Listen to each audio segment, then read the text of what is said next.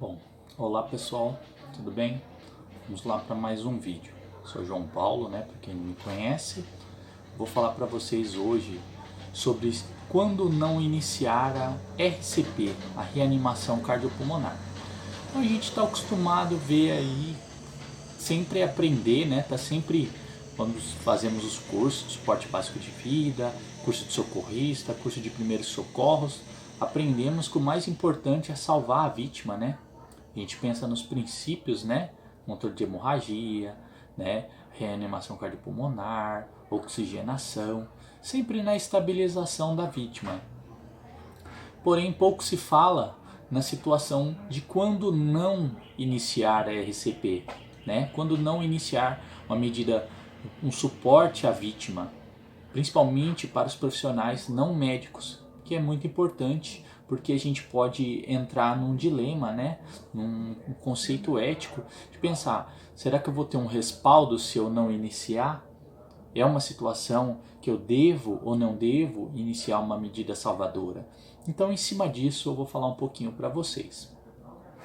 Então, a principal situação onde a gente, ou melhor, o termo correto utilizado para essas situações, a gente chama de morte evidente, situações de morte evidente. A maioria das vezes é uma cena de crime ou um acidente grave, né, que deve ser preservado, então a gente tem que tomar muito cuidado. Mesmo pensando e tendo a atitude de, né, o instinto de querer salvar, temos que tomar alguns cuidados. Bom, então vamos lá. Primeira situação. A vítima teve um incêndio, sofreu queimaduras por todo o corpo. Não é só uma região, um braço, uma perna, não, todo o corpo. É inteiro queimado, carbonizado, que a gente chama, é o termo mais correto. A vítima não tem chance de sobreviver, certo?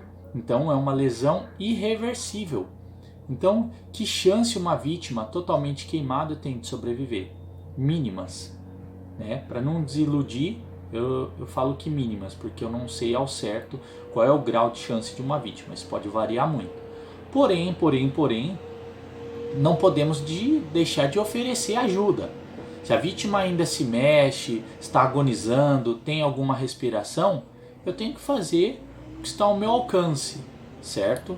Sempre. Por quê? Nem sempre a gente vai chegar na cena e a vítima já vai estar lá sem sinais vitais. Se ela já está sem sinais vitais, ok, eu não inicio nenhuma manobra. Sinalizo o local, anoto o horário, tudo certinho, comunico a regulação, né? Se o médico não está na cena ainda, sinalizo o local, protejo a intimidade da vítima, afasto os curiosos e ok, certo?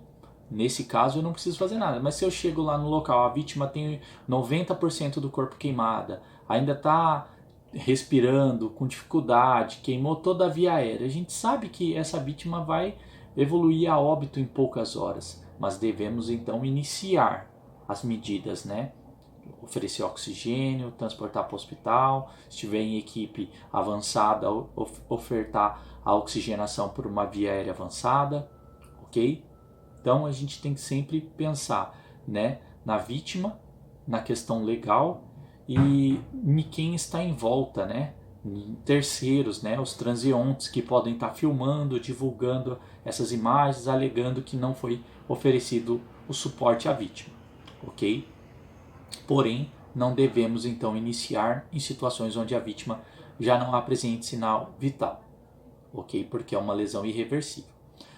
Segunda situação, a decapitação. Então a decapitação cortou a cabeça por inteiro, certo? Com facão, não sei com que, cortou com a faca, várias formas, né? Então a gente tem que pensar, um acidente, né? Pensou, a vítima apresentou decapitação, não tem por que eu iniciar uma manobra de reanimação. Será uma manobra sem sucesso, né? Não terá nenhum resultado. Então não tem por que eu fazer isso. Outra situação é a segmentação do corpo. A segmentação do corpo é quando eu tenho um acidente, uma situação traumática muito grave, um acidente de moto, um acidente automobilístico, onde a vítima é cortada ao meio, né, na linha da barriga, acima da cintura. Essa lesão é uma lesão irreversível, muito grave, certo? E não tenho porquê eu, vamos dizer, iniciar uma RCP numa vítima que não tenha sinal vital, certo? Mas e se eu chegar na cena ou eu presenciar um acidente, a vítima sofreu um acidente de moto e ela está se arrastando pela cena? Está viva, está consciente, com pulso e respiração. Sim, eu devo oferecer ajuda, vou acompanhar essa vítima, vou atender, fazer o possível ali. Pode ser situações até mesmo de ocorrer a intubação, fazer o possível. Mas não quer dizer que a gente vai salvar essa vítima. Quer dizer que a gente está sendo humano e oferecendo um suporte, um conforto, medidas paliativas, né? Porque a gente sabe que essa vítima perdeu órgãos, ela não tem condição de sobreviver, ok? Tem uma situação, algum tempo atrás, um rapaz sofreu um acidente de moto e ocorreu a decapitação, a segmentação do corpo. Ele pediu para ligar para a família, né? E ele conseguiu falar com a mãe e se despediu. Então é uma situação que a gente tem que estar ali e oferecer o que a gente conseguir para aquela vítima, para dar mais conforto, mas a gente sabe que ela não vai ser salva, ok? Outra situação, decomposição do corpo, vítima em estado de decomposição. Se você chega, passar um atendimento ou você sentiu falta, né? Acontece muito de pacientes idosos, pessoas que moram em sítio, às vezes tem um infarto lá, aconteceu alguma coisa e quando alguém vem sentir falta, percebe que essa pessoa não está mais indo aonde ela ia, aí vai lá verificar, essa vítima já está em óbito há 2, 3 dias, às vezes até mais. Essa é uma cena de crime, porque tem que ser feita a perícia para saber realmente se foi constatado, ver se tem algum sinal de arrombamento, sinal de roubo, né? Tem que chamar a polícia, ok? Então tem que tomar muito cuidado com a cena, né? Para não prejudicar a questão da perícia, mas é uma vítima que também não tem condições de ser salva, ok? Esmagamento de crânio. Situação de esmagamento de crânio, né? Às vezes a gente fala, a vítima sofreu um acidente de moto, teve perda de massa encefálica. Não é aquela vítima que tem um afundamento de crânio que eu estou vendo no cérebro. Não é essa. Essa vítima pode ser salva. Pode ter sequelas, mas pode ser salva. Falando aquela situação onde não sobra nada da cabeça. Ou perda de grande área da cabeça. Que grande região, grande extensão. Essa vítima às vezes pode estar com o olho aberto, pode estar respirando agonicamente, né, em gasping. Essa vítima está evoluindo para o óbito, certo? A gente vai fazer a mesma coisa, a humanização, fazer os atendimentos básicos, oferecer oxigênio, talvez entubar, reposição volêmica, controle de hemorragia. Mas a gente sabe que essa vítima em poucas horas vai evoluir para óbito. Ou muitas vezes, esmagamento total, a vítima já não tem mais sinal vital. Então não tem por que a gente reanimar. Exemplo, atropelamento, o ônibus passou em cima da cabeça da vítima.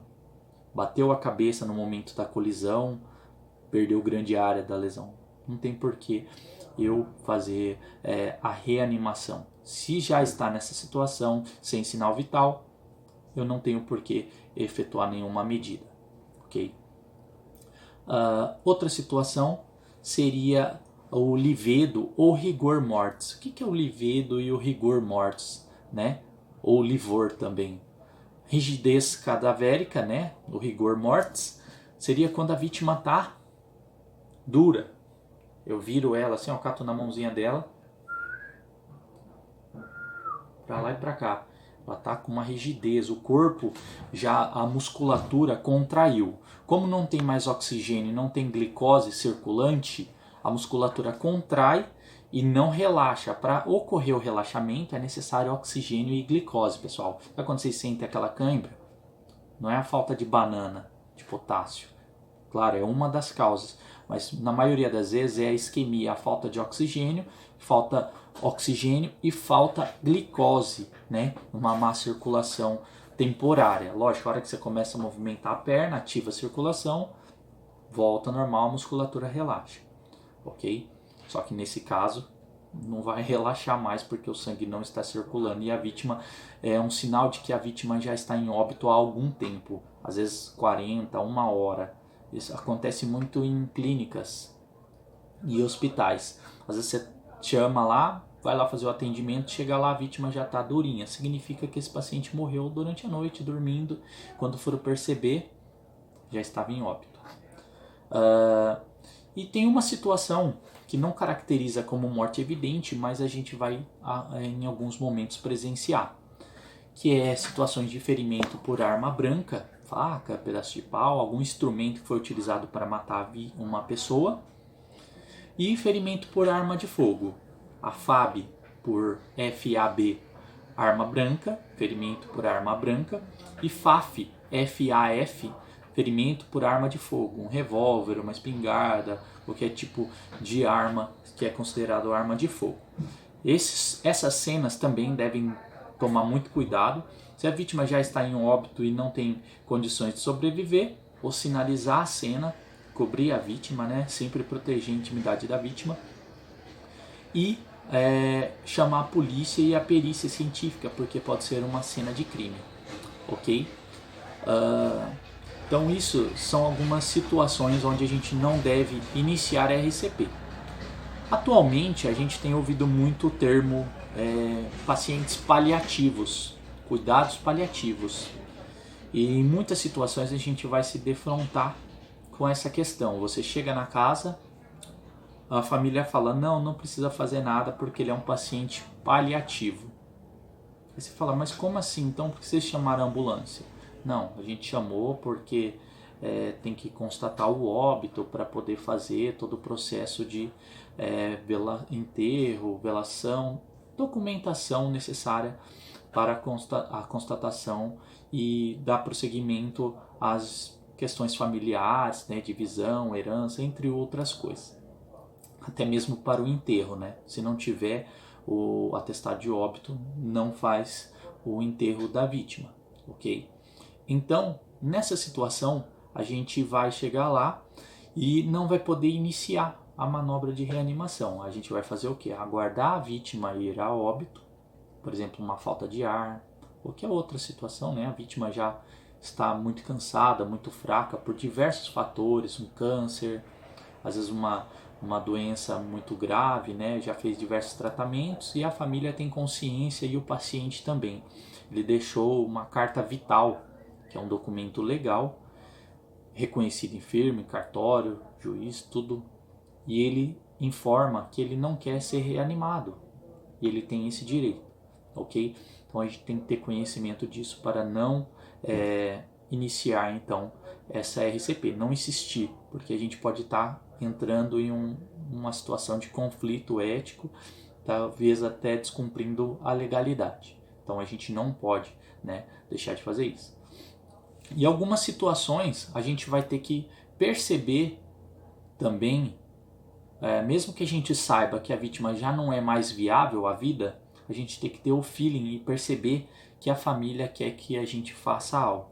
Muitas situações, às vezes a gente chega lá, demorou, a vítima já está em óbito com o olho midriático, que significa que já tem morte cerebral, corpo frio, rigidez cadavérica, o livor, que é o livor seria quando o sangue se acumula nessa região das costas ou na região que o corpo tiver. Se eu tiver para o lado esquerdo, o corpo vai estar roxo do lado esquerdo e do lado direito branco, porque o sangue acumulou e coagulou de um lado. Isso também é um sinal de que a morte foi há algum tempo, ok? Então, em cima disso, a gente tem essas situações, beleza? Então, essas seriam as mortes evidentes. Então, carbonização, decapitação, segmentação do corpo, esmagamento de crânio, o livor, rigor mortis, né, que é a rigidez cadavélica, e a situação que não é considerado como morte evidente, mas a gente vai vivenciar isso muito no pré-hospitalar, beleza? Então, esse é o vídeo sobre situações de morte evidente, beleza? Obrigado, pessoal.